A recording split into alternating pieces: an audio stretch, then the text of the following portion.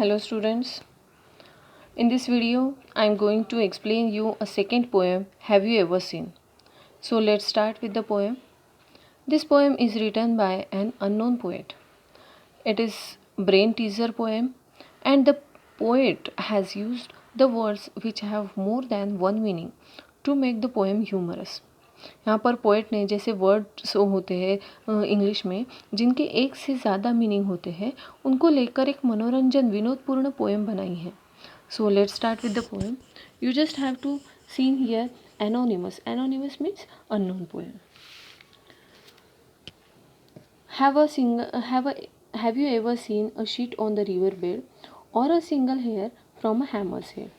Has the foot of a mountain any toes, and is there a pair of a garden hose? Hose means tube. Here poet asks you question. Poet do not expect any answers from you. आपसे कुछ जो भी पूछे गए questions है इस पूरे poem में आपसे बहुत से क्वेश्चंस पूछे गए हैं, लेकिन यहाँ पर कोई किसी भी आंसर की अपेक्षा नहीं है, कोई एक्सपेक्टेशन नहीं है कि आप आंसर उसका दो. पोएट बल्कि वो चाहते हैं कि इसके बारे में आपके माइंड में आपको सोचना है, आपके माइंड में आपने क्रिएटिव थिंकिंग लानी है और उसमें क्या फ़नी थिंग्स है, क्या ह्यूमरस इफ़ेक्ट्स हैं, ये सोचकर आपको देखना है. जैसे कि फर्स्ट लाइन में आपने देखा होगा, have you ever seen a sheet on the river bed. Sheet means यहाँ पर बेडशीट, उन्होंने बेडशीट का शॉर्ट फॉर्म लगाया है.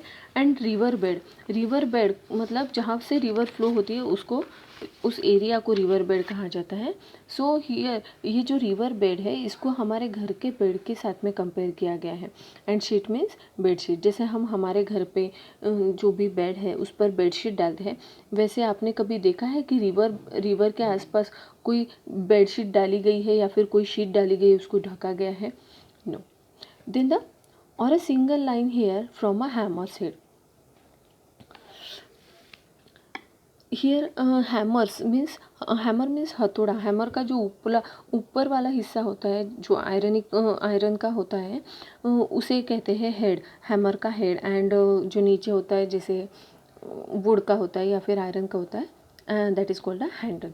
तो हैमर्स हेड के बारे में हमें यहाँ पर पोएट ने बताया है कि जिस हैमर के हेड को ह्यूमन हेड के साथ में कंपेयर किया गया है. जैसे ह्यूमन हेड के ऊपर में हेयर्स होते हैं, सेम लाइक दैट हैमर के हेड के ऊपर भी कभी किसी ने देखा है hair. Next is has the foot of a mountain any toes. Same here human body के साथ में ह्यूमन बॉडी में जो फुट होता है, हमारे फुट होते हैं, उनको टोज होते हैं. सेम उन्होंने देखा है कि माउंटेन्स के जो नीचे का जो पार्ट होता है, पहाड़ का निचला हिस्सा जो होता है, that is called a mountain foot. तो एज वी नो हमारे फुट में टोज होते हैं, उसी तरह किसी ने देखा है माउंटेन फुट में टोज को. And is there a pair of a garden hose. Garden hose means hose means क्या होता है, जो गार्डन में जो पानी देने के लिए हम लोग होज का यूज़ करते हैं, पाइप का यूज़ करते हैं, फ्लेक्सिबल ट्यूब का यूज़ करते हैं, that is called a hose. And garden को हम लोग उससे पानी देते हैं. एंड होज का दूसरा एक मीनिंग होता है टाइट्स, जो पैजामा वगैरह जो पहनते हैं, पैंट्स पहनते हैं, that is called a hose also. It is always in a pair. Okay. And तो फिर कभी इस जो गार्डन होज होता है वो कभी हम लोग उससे पेयर से पानी देते हैं क्या? ज़रूरत ही नहीं होती है ना. तो दोनों का मीनिंग प्रोनाउंसिएशन सेम है, स्पेलिंग सेम है, but the meaning are differs. So let's come to the next answer. Does the needle ever wink its eye? Why doesn't the wing of a building fly? Can you tickle the ribs of a parasol or open the trunk of a tree at all? Human also having eye and needle. यहाँ पर needle ever needle eye कहा गया है. needle में जो hole होता है that is also known as a its eye. So does the needle ever wink its eye? कभी देखा है needle को अपनी पलक झपकाते हुए? Wink means close and open your eye. So it is a human quality. Why doesn't the wing of a building fly? Wing means पंख, as you know, and building also having wing. अब यहाँ पर building wings means जो compartments होते हैं, divisions होते हैं building के, विंग ए, विंग बी, तो उसे विंग कहा गया है. तो यहाँ पर पोएट ने कौन सा ह्यूमरस इफेक्ट लाया है, देखो, बिल्डिंग को विंग्स होकर वो क्यों नहीं उड़ती? Why doesn't the wing of a building fly? क्यों नहीं उड़ सकती? Next is, can you tickle the ribs of a parasol? Ribs means chest में जो हड्डियों का ढांचा होता है, that is called the ribs. And ribs and here ribs means sticks of umbrella.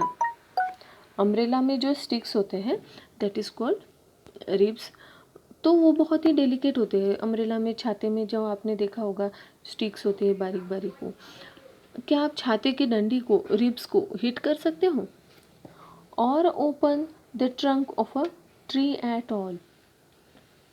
Trunk means जो एक बॉक्स होता है वेयर वी पुट और थिंग्स, पेटी जिसे कहा जाता है, कि उस ट्रंक में आप कुछ भी रख सकते हो. And trunks another meaning is central part of the tree.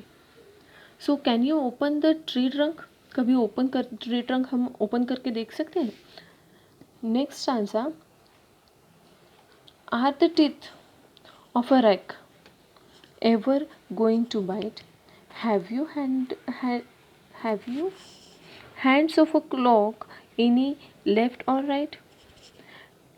Can the garden plot be deep and dark? And what is the sound of a breech bark? Are the teeth of the rake ever going to bite? Rake means handheld rack. Handheld rack means जो dustpan की तरह होता है, जिसे teeth होते हैं, जो use किया जाता है, जो ड्राई लीव्स होते हैं पेड़ से गिरे हुए, उनको कलेक्ट करने के लिए. एंड टिथ रैक मीन्स हमारे मुंह में, ह्यूमन बॉडी में जो भी टीथ होते हैं, सेट होता है उनका, that is also called the rack. So human body में जो टीथ होते हैं वो च्यू करने का काम करते हैं, बाइट करने का काम करते हैं. तो ये जो रैक है जिसे हम लोग कलेक्ट करते हैं, लीव्स, ड्राई लीव्स कलेक्ट करते हैं, क्या कभी बाइट करेगी? Have the hands of a clock any left or right? Clock having minute hand and hour hand. So hand of a clock compares with the human hand. जैसे हमारे hand move होते हैं, क्या वैसे ही क्लॉक के hand move हो गए? Can the garden plot be deep and dark? Plot means an evil wicked plan, साजिश जिसे हम कह सकते हैं. And poet use garden plot means garden की जगह. सो क्या किसी साजिश की तरह कोई गार्डन बुरा हो सकता है? And what is the sound of the beech bark? Beech means tree and bark means outer surface of the tree, जो छिलका होता है झाड़ का. And another meaning of the bark is dog sound. So यहाँ पर ट्री के bark को डॉग के बार्किंग के साथ में कंपेयर किया गया है. एंड कहा गया है कि क्या कभी आपने ट्री के बार्क से कोई साउंड सुना है? So the poem is all about the playing with the words, as you can see from the first answer. Poet can use bed, head, toes, hose. First answer में देखो आप, ये जो सारे वर्ड्स हैं, all the words are showing human qualities, and these words are using for the humorously effect. So we have done all with the poem, and the rhyming scheme of the poem is A A B B, and the figure of speech is, does the needle ever wink its eye? Second stanza, first line, it is a personification because the needle has given a winking quality of the man.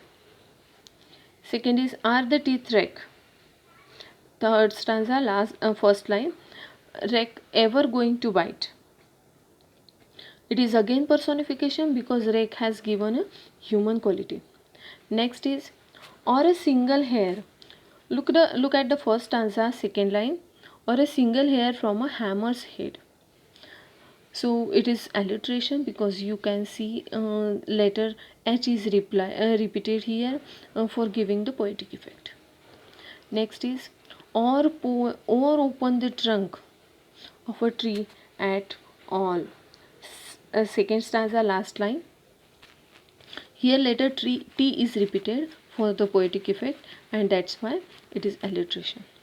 So here all done with the poem. Hope you understand this poem, and you have to write this poem in your notebook, and again you have to write the hard words of the with the meaning.